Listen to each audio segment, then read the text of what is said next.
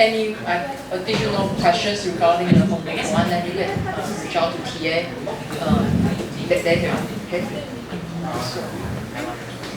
So again, just want to remind that we will provide the formula during the midterm. So don't worry about it. The formula without the cash flow diagram. So again, yeah. So it's this without. So today is the second half of the part of the content will be covered in the first midterm, which is the understanding money and the management. Okay. So we see a lot of interest rate, right? Not only in the class, also in our homework. But usually, like a financial institution, like a bank, they quote the interest rate on an annual basis. So until now, all the problems we face are on an annual basis, which commonly known as a nominal interest rate or the annual percentage rate (APR). So you can see when you look at the bank, some financial product, they will say, okay, the interest rate is blah blah blah, and that means nominal interest rate on an annual basis. So here you see APR is 18%. So here you can see how to APR 80%, which is annual. So but the APR does not explain precisely the amount of interest that actually accumulate in the year. That really depends on is that compound annually or compound monthly or daily, all the difference. So here you can see for annual APR is 80%, for the monthly, the monthly nominal rate will be 18 divided by 12, which is 1.5%. Or if you want to know the daily nominal rate, you should just divide by 365. And that's all the nominal interest rate. So there's another term contrasting to nominal, which is the effective annual interest rate, which is also called the annual percentage yield, APY, which is the rate that truly represents the interest you earned throughout the year. So here you can see APR, if APR is 80% and the interest period is month, meaning the interest will be compounding monthly. So first you will see that means if it's compound monthly, you first need to calculate the nominal interest rate per month. So you just divide 18% by 12 months, right? So you got a 1.5 per month. And a year you have a 12 interest period. So if we want to know the effective annual interest rate, will come up here. So 1 plus 1.5%, the power of 12, because this compound monthly. And throughout the year, we have a 12 month. So the power here should be 12. And you got a around 1.195, and that means this is the effective annual interest rate. Okay? So previously we just simply put the interest rate here and then power 1 here, because previously all the example is compound annually. But in the real world, we usually we will see some products is compound monthly. So that's why we need to figure out the effective annual interest rate, and that's how we compute this out. It's good here. Great. Okay. So more frequent compounding will increase the amount of interest paid over a year at the same nominal interest rate.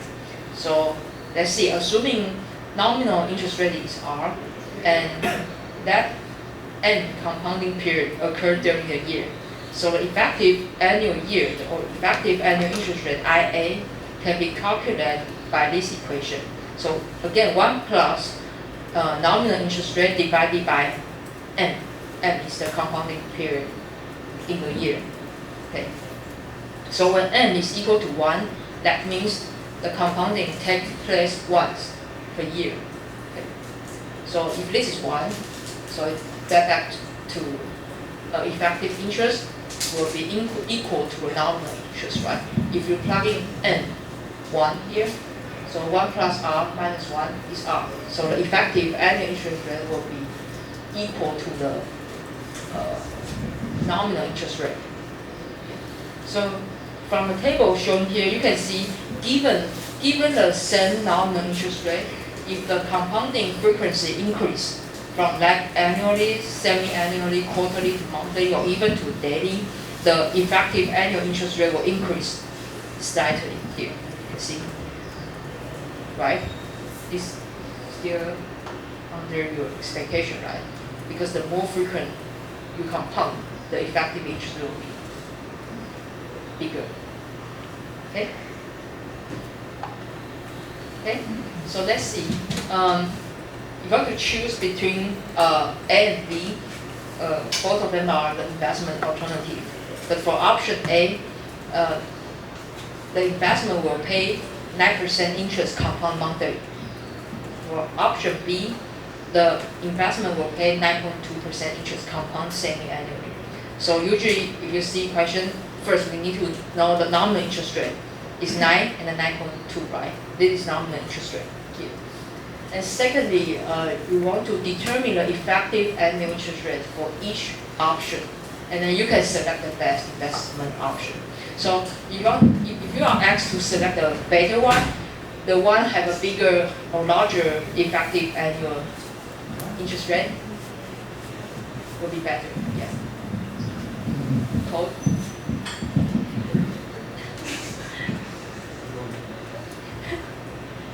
Yeah. So you can try to.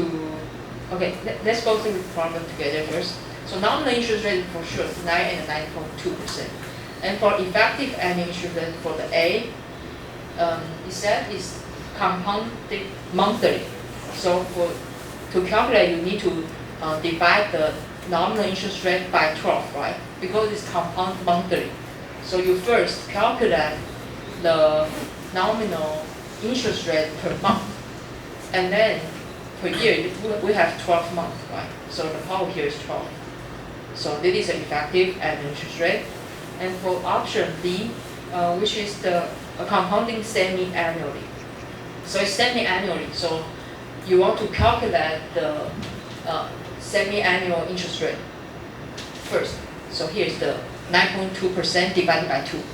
So nominal semi-annual interest rate. And the power here is 2. Because compound twice a year, right? So you just put the 2 here in power. So that you can calculate the effective annual interest rate for option.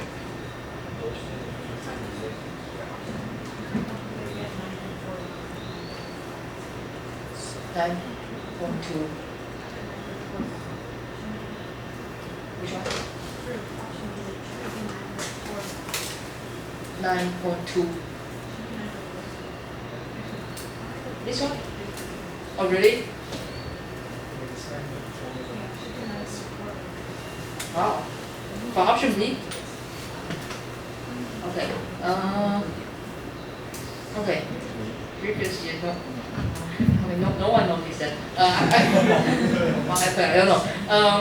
I will double check, but yeah, if you follow this equation, it give you that should be, yeah. Okay. Okay. Maybe, yeah. Let me see. Okay, I will check and then I will correct that. Yeah, because if you got a bigger effective interest rate, that would be better. Because in the real world, you can get a higher return. Yes. Then we said like the more frequent the compounding is, the more frequent it is. Given the same nominal interest rate, that. So here, this table, given the same nominal interest rate, the more frequent compounded, then you can see the effective interest rate will be increasing. Given the same nominal interest rate. Okay. So, yeah, things become more complex here. So, if cash flow transaction occur quarterly, but interest is compound monthly. So in that case, how can we calculate the effective interest rate on a quarterly basis? So it's just a problem to let you think about this equation. So in this case, we can redefine the effective interest rate according to the payment or transaction period.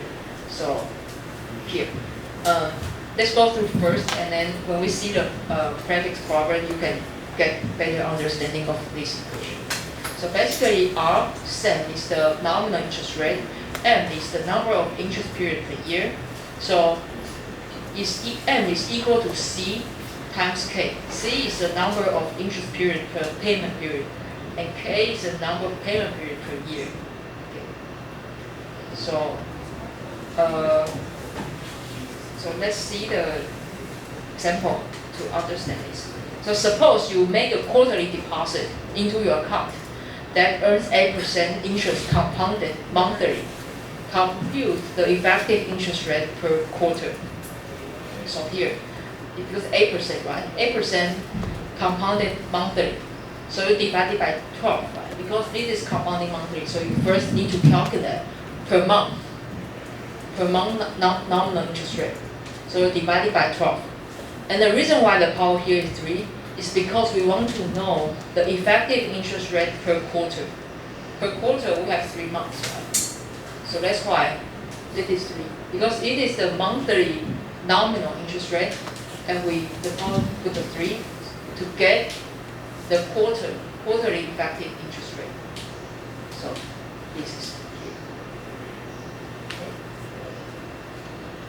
So here is just break down the equation.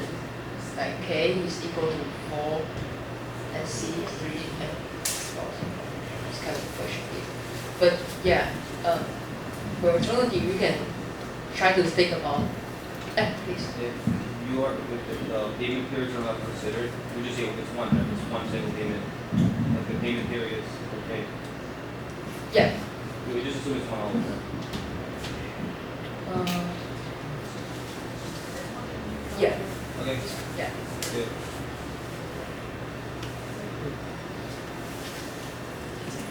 Okay, so here we calculate the per quarter, okay, so this is the per quarter, yeah, the question is asking the effective interest rate. So after we compute this out, we need to further, this one is if you want to further understand what is the effective annual interest rate, you can do the same thing.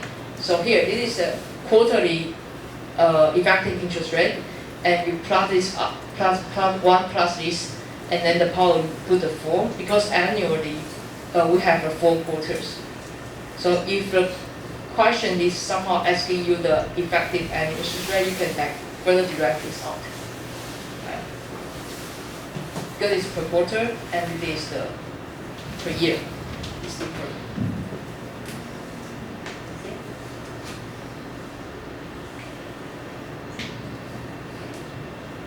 So there's another to be more competitive in the market. Some financial products, but I haven't seen that yet. The offer more in this world that offer more frequent compounding. So that's why the second category is the continuous compounding. So meaning that the N becomes very large. So in that case, if you want to calculate the effective interest rate, the N is approaching infinity, which is continuous compounding, right? So N, the number of compounding period, N, become infinity. So you will further derive this out. And here's some math for your information. So in this case, you can just, if you want to calculate the I effective interest rate, you can just plug in this equation. I think basically all the equations should be given. I will double check next week because I haven't prepared the meter yet, but I remember I will provide all the equations. So here, to calculate effective annual interest rate for continuous compounding, we set the k equal to 1. So you can simplify this equation to exponential r minus 1. So like this. The effective annual interest rate for the nominal interest rate of 12%, compounding continuously, is about 12.75%. So you can see the difference, right? The nominal is 12%, but since this product is compounding continuously, so the effective interest rate should be much higher, not much, but higher than the 12%. Okay. Yeah, so here's an example. I think can give you the more comprehensive understanding of this kind of problem. So find the effective interest rate per quarter at the nominal rate of 8% compounding, weekly or daily or continuously. So you can try to go through this. So for the compounding weekly, nominal interest rate is 8%. So weekly, how can we calculate? Like 8% divided a year, we have 52 weeks, right? So 8% divided by 52. Okay, and it's compound weekly. And the question is ask the effective interest rate per quarter. So we can see, okay, per quarter we have 13 weeks, right? So you put the 13 here to calculate the effective interest rate per quarter. Okay, so we got this one. And similarly for the daily, 8%, and throughout the year we have the 365 days. So 8% first we divided 365 to calculate daily nominal interest rate. And then per quarter we have about 91 days, and you put the power here, and you got the per quarter, the effective interest rate is 2.02%. And for continuous compounding, you put the Fabric equation here, and you got 2.02. So you can see the difference, right? This is more frequent, compounding more frequently. So the effective interest rate is bigger than this one, and this one is bigger than this one, because this is the most frequent, and the second, and then this.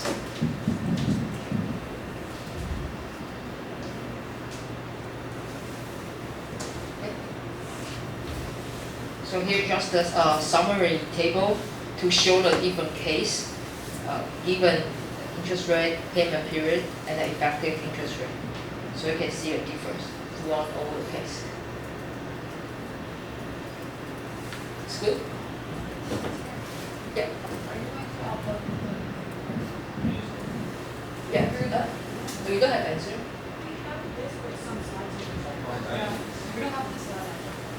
Ah. Okay, yeah, I will open. Yeah. You don't have this side? No. So, answer? This summary part. Oh. Oh. So I should stop and let you guys try to figure it out, and then keep going. I think that's what I originally planned, but I forgot. Okay. That's okay. Yeah, I will upload it for sure, so don't worry. I think this one should be no answer, right? Yeah, I'll give you some time to figure out this out. Okay, so here is the real world problem. So one day you want to buy a car, one day eventually, and you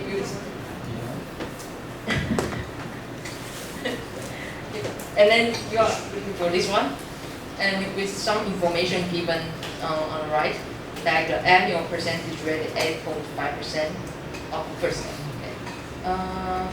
This one caught your attention, and you can afford to make a down payment of this amount.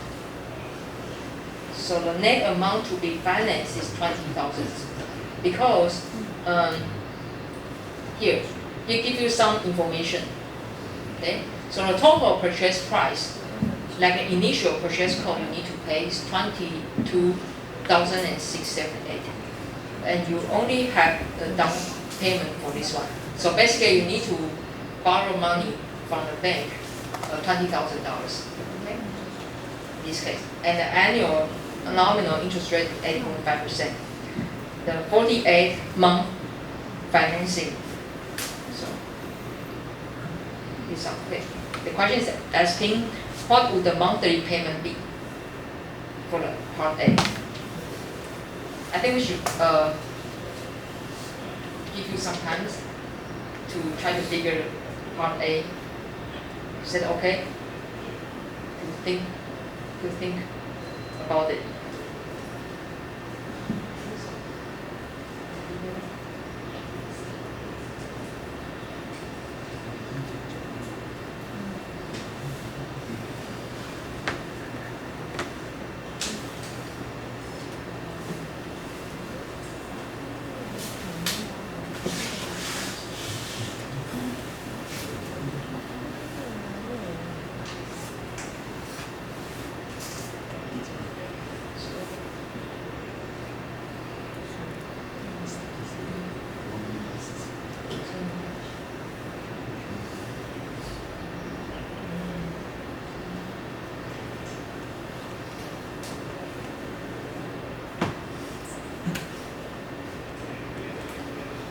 So when you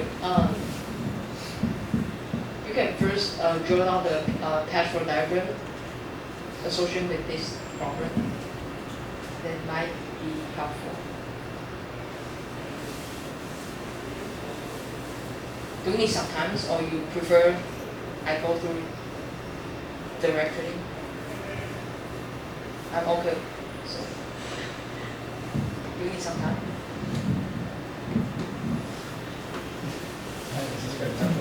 Huh? Directly? Just directly. Okay, cool. So we can finish the class already. If I go too fast, usually I will go too fast. So you can ask me to slow down because if the classroom is very quiet, I will faster and faster and faster. Okay, and the class is finished.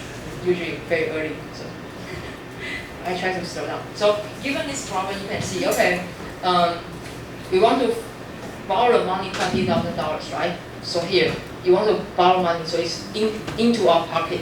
So the cash flow diagram here will be upward here.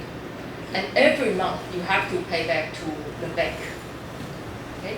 So from this information, you know it's 48 months. 48 months in total. So here, every month you have to pay back to the bank. So in this case, 8.5 per year is the nominal interest rate. And so that every month you have to pay back. So first you need to calculate the effective monthly interest rate. So 8.5 divided by 12. And here you can got the 0.7% per month. So that means that going back to what we have learned last week, we want to know the A. A is the, yes, consistent throughout the period. So this is P, right? P $20,000, and then we got a conversion factor A over P. And this should be, so last week we all see the nominal interest rate will be put in here, because we all face the problem like the nominal, like the compound annually, so the nominal will be the same as effective, but here is not the case. So in this one, you need to put the effective interest rate per month, because this is 48, so 48 period, right? So every month you have to pay back to the bank. So this is 48. And this is a per month effective interest rate.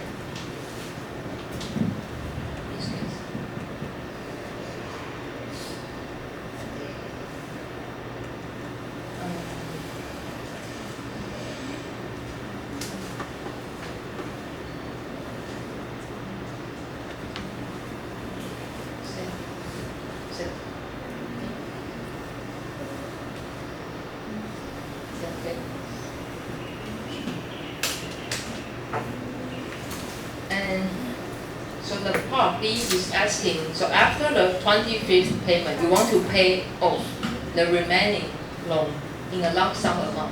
What is a lump sum? Okay. So you don't want to wait till the 48th month. So one day you become rich, and so you want to pay off all the loan earlier. So in that case, how much money you have to pay? So this is very like in the rule you usually have some this case. So you pay off the all the first 25th 25th period, and at this time point you want to pay off all the remaining loan.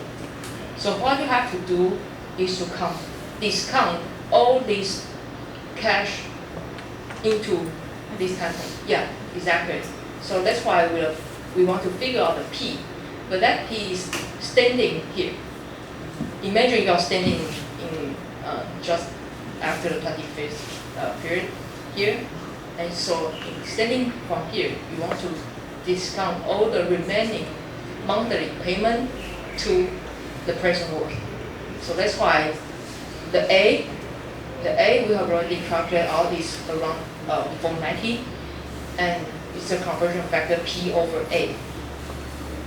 And the effective monthly interest rate is 7.7%, right? And the remaining we still have 23 period. So that is money you have to pay to the bank.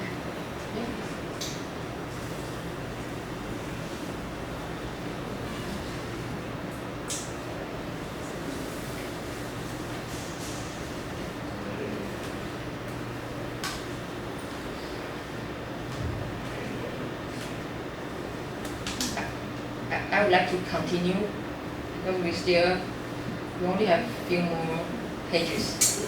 Okay, cool. Okay.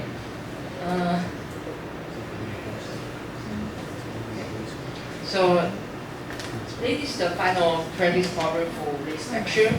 Trying to figure out. Suppose you make an equal quarterly deposit of $1,000 into a fund. With the nominal interest rate is 12% up. Yeah, 12% compounded monthly. So find the balance at the end of year 3.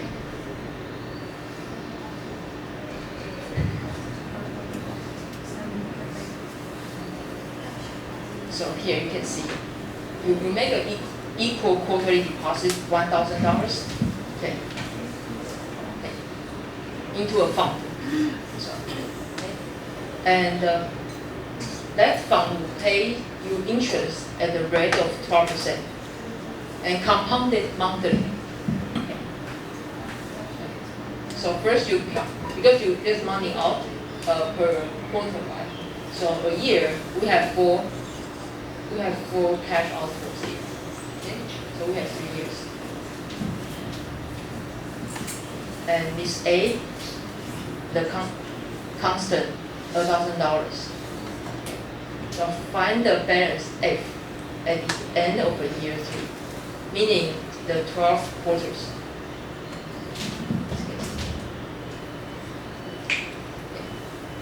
So in this case, we first need to calculate the effective interest rate per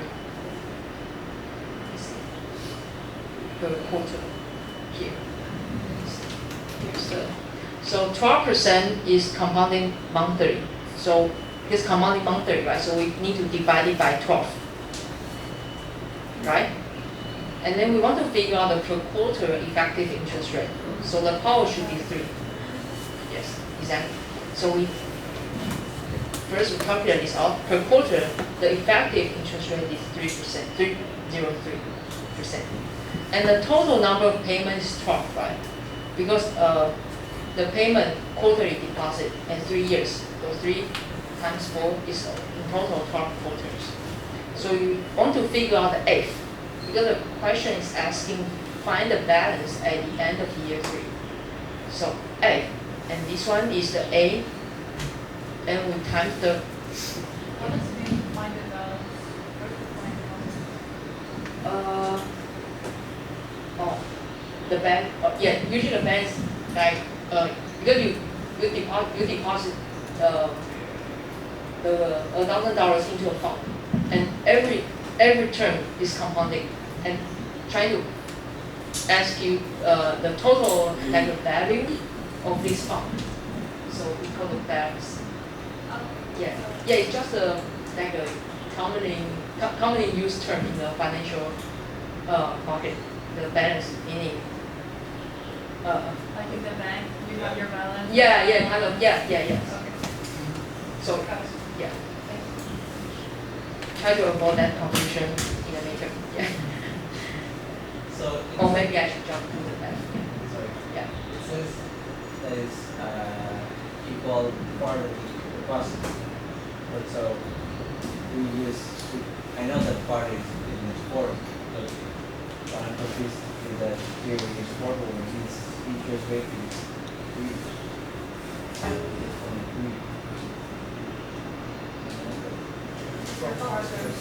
Oh, yeah, it's compound. Yeah, it's So then compound. when we do for years, there's Yeah, this is the cash flow diagram associated with this. Like every quarter you have put some money. So in a year you have 4. But the compounded is another. Compounded monthly is this fund. Like the characteristic of this fund is compounding monthly. So we won't draw the cash flow diagram regarding the compounding frequency. like here we go.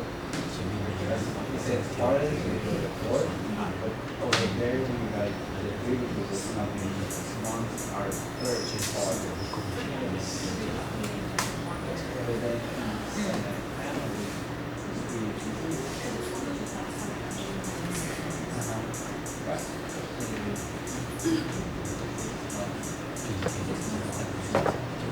yeah, we just doing the 2. So then we use 6.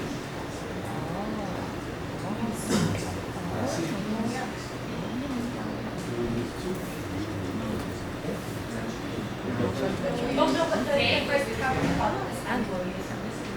It's a different problem. This is different. That's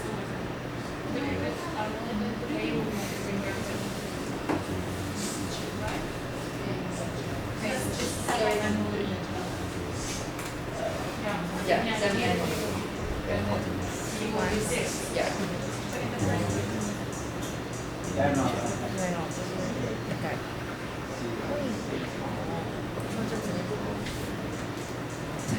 So here, like, so we have to, A is $1,000 and we want to calculate the F. So that's why the conversion factor F over A. And from this one, we already know the per quarter is 3.03%. And in total, we have 12 quarters. So that's why, meaning that the balance, meaning every quarter you put the money here and then compound monthly. So in the end of the 12 quarters, the balance or the total value of this fund will become 14,216. Yeah, that means this F is economically equivalent to this.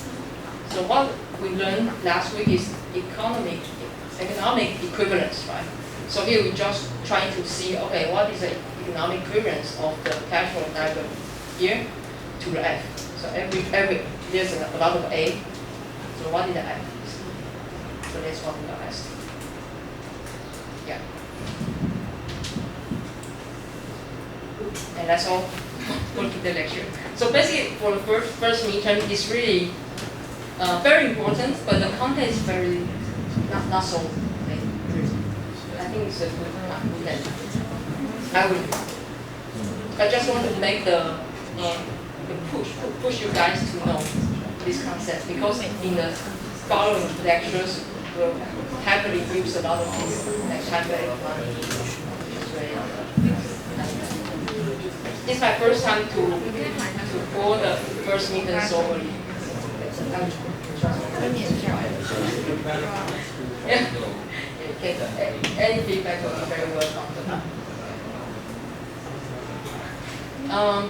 Yeah, that's all. And we already uploaded the second homework, so go check it out. And next week we will go through the financial statement, the very important like statement of balance or cash flow statement. I think four statement. And we will prepare some more practice problem for you to better prepare the first income. Can you go back to the car payment example? This one? Yeah, just the answers.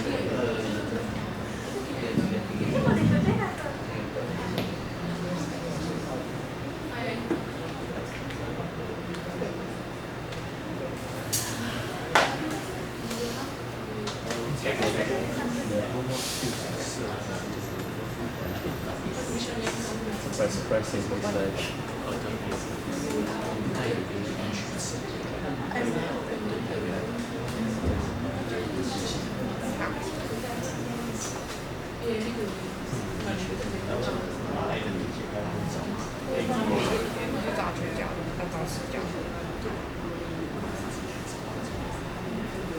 Any questions? You guys are free to use this space to discuss your second homework or your other class homework.